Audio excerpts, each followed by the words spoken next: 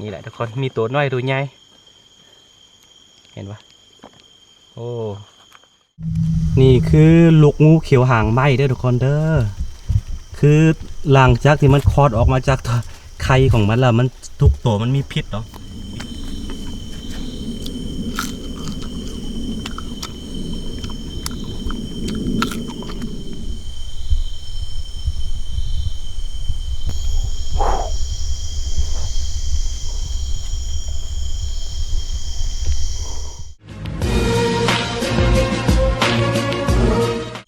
สบายดีทุกคนที่กำลังติดตามมักส้มนอนอยู่ต้นทับขอสู่ซองอาคาน้อยเนาะทุกคนตอนนี้เฮาอยู่ป่ากันเฮาซีมาซองเบิงสัตว์เนาะโดยเฉพาะมื้อนี้ความหวังลึกๆของเฮาคือจะซองเบิงอีเห็นเพราะอันน้องทรายบอกว่ามันกินมักไม้ปลาเนาะอยู่ใกล้ๆไร่ของเฮาทุกคนเฮาสิไปซองเบิงแต่ว่าบางทีก็บ่แน่นอนเนาะบางทีก็อาจจะบ่ได้เห็นนกบ่ได้เห็นอย่างไรก็เป็นการเดินป่าเที่ยวลิ้นป่าเอาเนาะเป็นการผจญภัยในป่ายามกลางคืนลองลุ่นไปน้ำกันเข้ามาปลาแบบนี้บอสามารถบอกได้ลวงหน้าก่อนเดียวเขาสิเห็นโตไม่ยังนะบ่แม่นว่าบ่แม่นเฮาเลี้ยงไว้เด้มันอยู่ป่าเด้เนาะถ้าความสุขดีของเฮาก็อาจจะได้เห็นโตแป๊กๆมีหยังเนาะโอเคมื้อนี้ตากล้องมานำหลักเลยเดี๋ยวไปเฮาสิมาไทยฮุบกันโอเคมักเวลาช่วงเวลากลางคืนดึกๆแบบนี้เนาะเวลาเข้าป่ามันแบบมันจะเงียบสงบทุกคนเนาะผู้ใดบ่เคยเข้าป่าลองมาเที่ยวเบิ่งได้เวลาลองเข้าไปป่าเบิ่งได้ทุกคนเนาะมื้อนี้อย่างที่บอกไปอาจจะได้เห็นนกอาจจะได้เห็นอีเห็นแต่ว่าความตั้งใจของเฮาเนาะสิไปเลาะเบิ่งอีเห็นก่อนทุกคนเนาะอีเห็นแล้วว่าตัวเงินบ้านเฮาอะไรทุกคนโอเคได้เจอกัน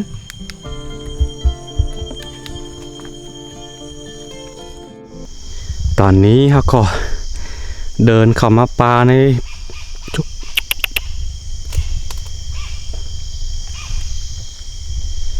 บ่แน่ใจว่าเป็นเสียงหยัง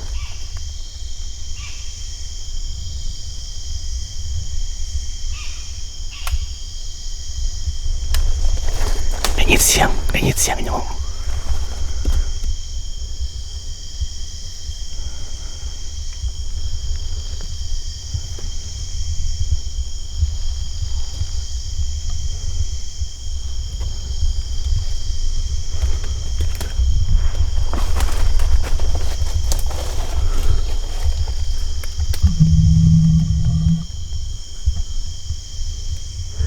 ต้นไม้ใหญ่สุดนะ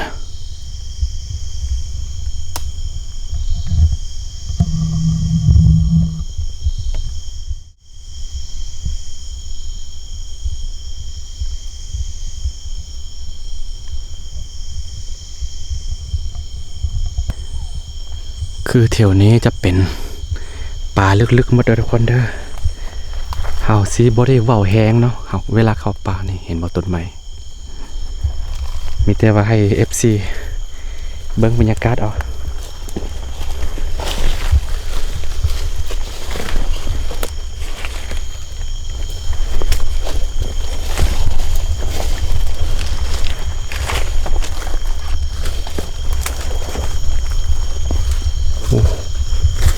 ต้นไม้โคตรใหญ่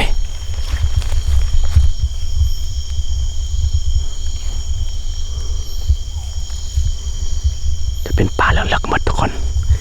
ให้เบิ่งบรรยากาศเอาเด้อเฮาสิบ่ได้เว้าเห็นต้นไม้บ่อะโล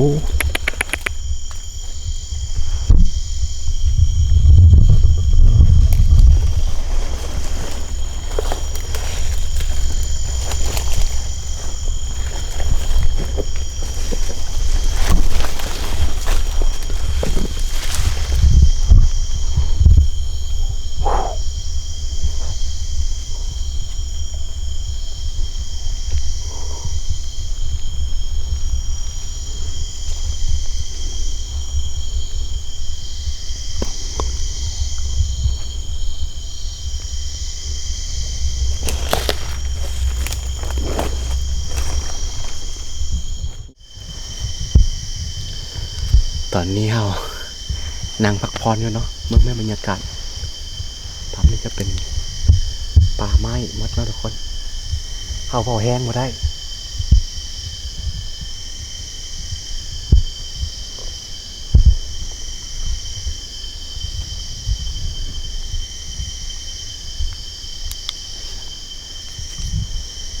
ค คือส่วนหลายเนาะพวกอีเห็นมันมักจะอยู่ตามป่าลึกๆแบบนี้แหละทุกคนมันจะตายตามเครือตามต้นไม้หากินผลไม้ป่ากลางคืนเนาะแต่ว่า คือตอนนี้รู้สึกว่าดวงจันทร์มันค่อนข้างแจ้งพดเนาะ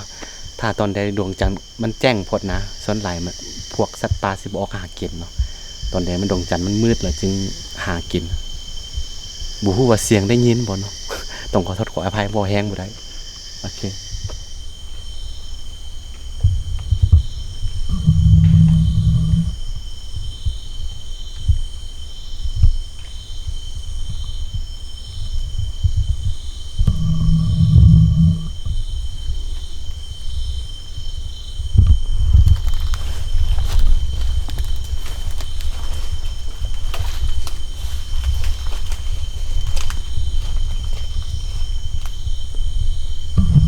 ต่อได้ต่อทุกคน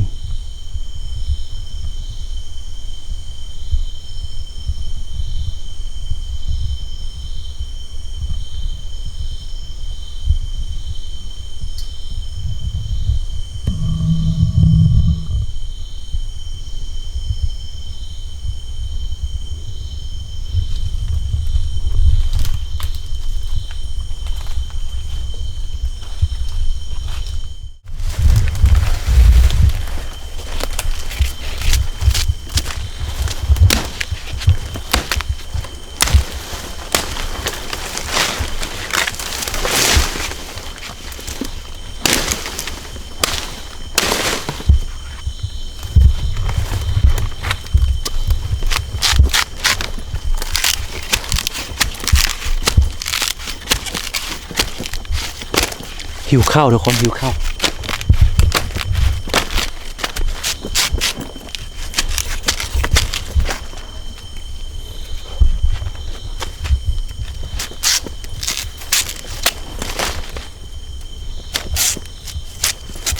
ต้องบอกว่าปลาที่เราเข้ามานี่ค่อนข้างลึกเนาะแล้วก็บ่อยากเว้าเนาะมันจะมี มันมีว่าจะได้ปะมีคนตายโหงกับฟังไว้ไกลๆเลยเนาะทุกคนบ่ว่ากันเอามาดี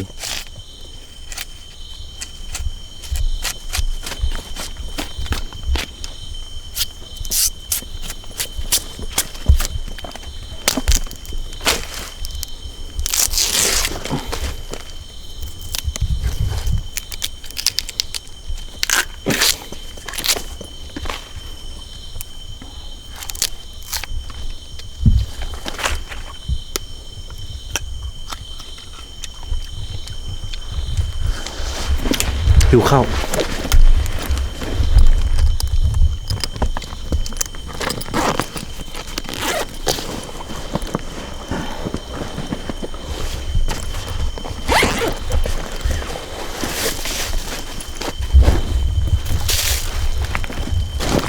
เวลาเข้าปลาบ่มีหยังก็กินจะนิดสบายเลยสามารถได้ปะนั่นแหละ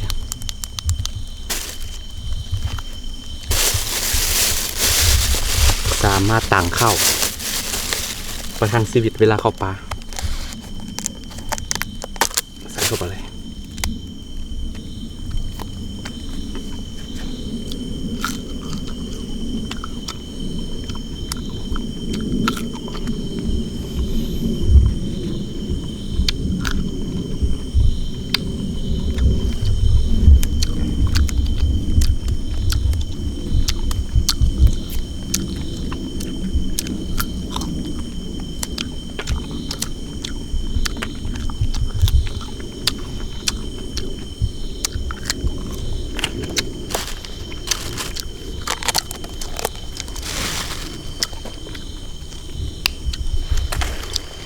แก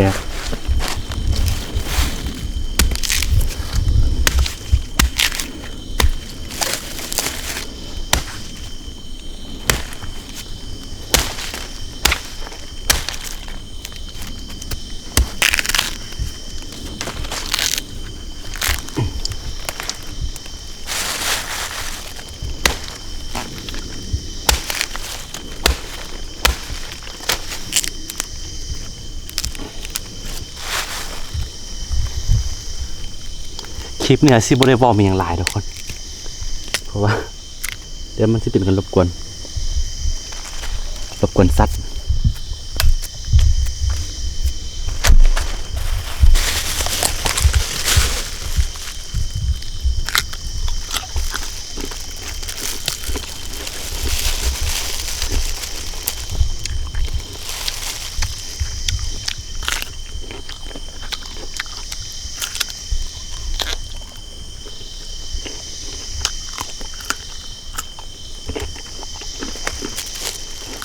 อยู่ข้าวแห้ง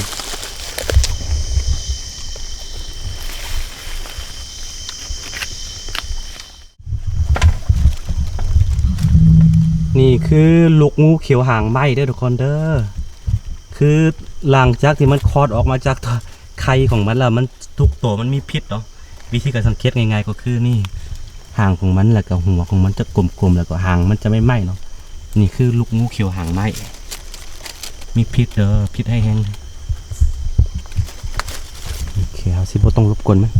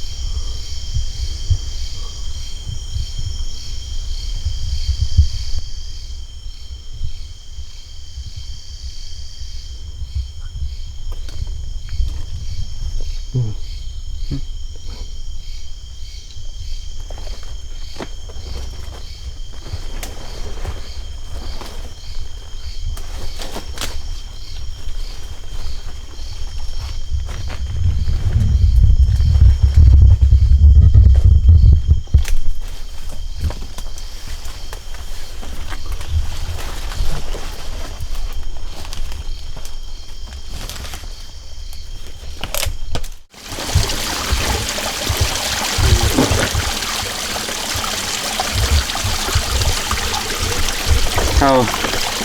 เดินทางเมื่อยๆเขาพักผ่อนอยู่ในระหว่างทางเขาก็เก็บเอาตกกบภูเขากบมืนภาษาเราเนาะกบมืนนะมานะกบเด้อกบมันจะแตกต่างจากกบบ้านก็คือตัวนี้มันจะมีรสชาติแซ่บกว่าและก็จะน้อยกว่าตัวที่เขาเลี้ยงเนาะโอ้ยนี่ในระหว่างทางโอ้ยเสียดาย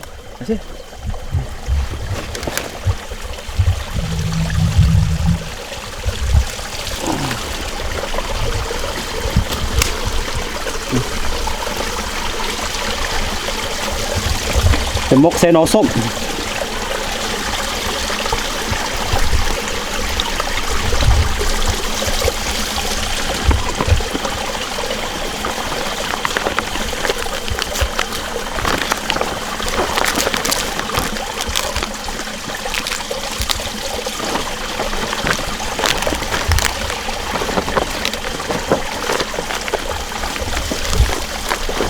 นี่ข้าวปลาวันนี้อาหารมืดเนาะทุกคนมันจะมีเนี่ยให้เขากินนะ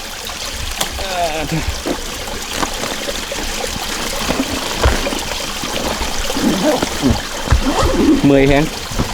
สุดๆไปเลย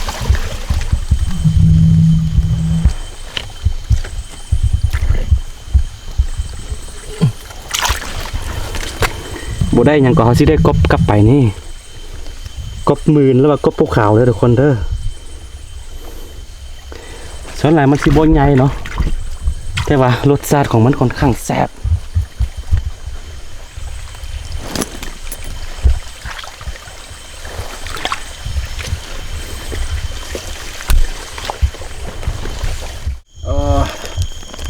ออกมาเส้นทางแล้วทุกคนมือนี้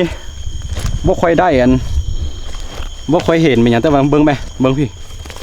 ใบตองที่ห้องห่อไว้นี่มันคือกบเด้อทุกคนเด้อเขาต้องจะใส่รวมกันบอนเดียวกันหมดนี่ตัวใหญ่แฮงตะกล้องเห็นบ่นี่โคตรใหญ่นี่ฮัลโหลใหญ่แฮงพี่น้องเอ้ยหลายแฮงพี่น้องโอ้เพราะว่าเวลาขากลับมาเขาเดินมาตามห้วยเนาะโอ้ยยังไม่ตายเดินมาตามห้วยแล้วก็มันจะเห็นกบพวกนี้นี่ตัวใหญ่ทางนั้น กบหมื่นโอ้ซ้ำที่กินวันนี้ข้าบ่ได้เอาถุงมีอย่างใส่หรือว่าเอาของเพื่อจะใส่ก็ปูป่ามีอย่างที่จริงเขาบ่ได้มาจับตัวนี้เด้มาโลปลาซื้อแล้วพอดีบังเอิญเนาะได้ลงไปโอ้หลายแห้งไปหน่อยเบิ้ง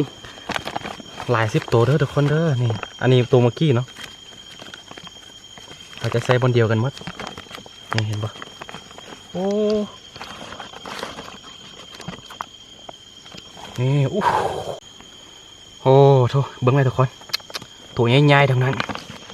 นี่ยังน้อยเขาบ่เห็นตัวอีเห็นบ่เห็นแม่ยังกะยาแต่ว่าได้อาหารกลับไปนี่แหละทุกคนมีตัวน้อยตัวใหญ่เห็นปะโอ้เป็นมกเซนอส้มเด้อทุกคนเด้อของแท้โอ้ตัวนี้ใหญ่แฮงนี่แหละวิธีการหาอยู่หากินอยู่ภูอยู่ปลาอะประมาณนี้อะโลหลายแฮงอาหารของเขาโอเคสกมัดกัน